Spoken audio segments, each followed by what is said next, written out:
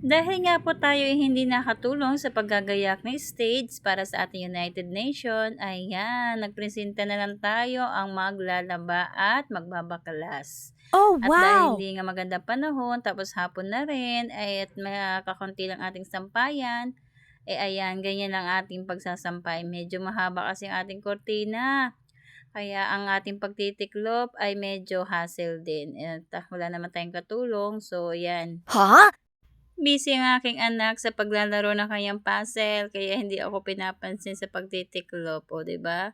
Kaya mano-mano tayo, ialapit natin sa balikat ang dulo sa dulo para maayos natin. Dahil pag hindi natin tinignan na magkabila ang dulo, akala natin ayos na, yung pala ay pilipit. Kaya ayan, lalo tayo magtatagal dahil uulitin na ulit natin sa simula.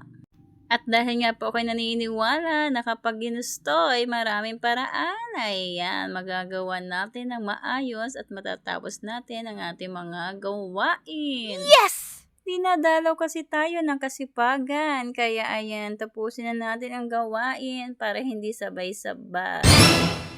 Hindi ko rin nga po siya maisampay sa labas at ako'y palayas-layas ng bahay at baka pag wala ako sa bahay, bigla naman bumuhos ang ulan.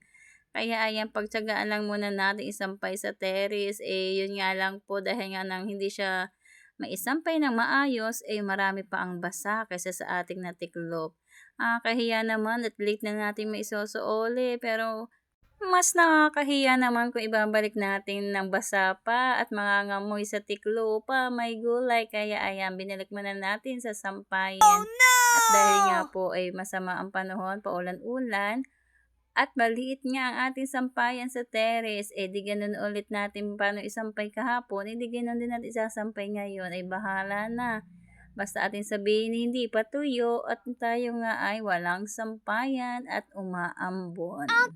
Pagpasensyahan na nga po at mas madami pa ang basa kaysa sa aking natiklop.